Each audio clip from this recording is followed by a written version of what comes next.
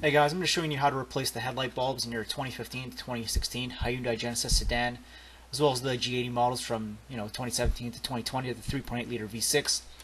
You're going to need a 35 watt D1S Xenon bulb as your replacements. So here I am showing the bulb how it looks.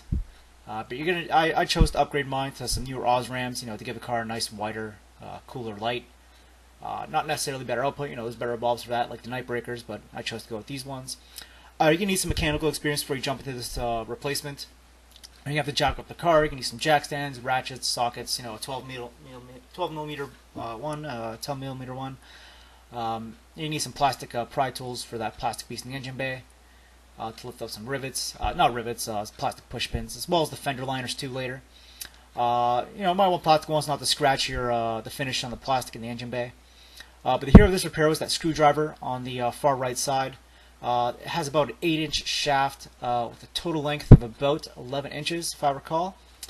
Without that, I don't think we would be able to get enough torque or twisting force to get, to unscrew the screws for the two screws that hold in the headlight bulb.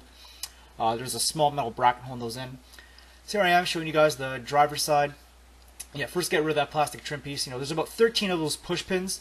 They weren't that difficult. I didn't break any, but you might want to have some couple laying around if you want as replacements. You probably could get away without all of them. So here I'm showing you the driver's side.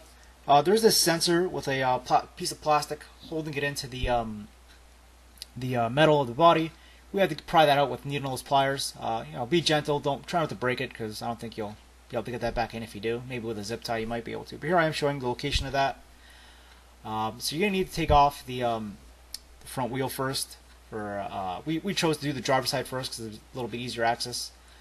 So here we are tackling that repair, trying to get you can just see how tight the space was accessing those bulbs. I'm going to show you the location of those in a second. As you can see, there's very little room to move with your hands. So then we knew we had to take out the wheel. There was a Phillips head screw holding in the wheel liner there, as well as a couple plastic clips. So you just have to pry those out. You can see you don't take out the whole thing. You just need to push it back. Here I am showing you the location of those two screws holding in that bracket, that metal bracket for the light. You don't want to drop a screw inside that headlight housing unless you have something magnetic to fish it out. We didn't. So we just taped the screw to the screwdriver, then kind of peeled off the tape after. Our passenger side one was replaced before the bracket was loose, so I could tell the previous person had some trouble. I forgot to film us unplugging the light and plugging it back in. It was actually pretty on there, pretty tight. You have to hold down the the connector, the plug, and then pry the light off of it pretty toughly with your hands. Here we are speeding through this replacement.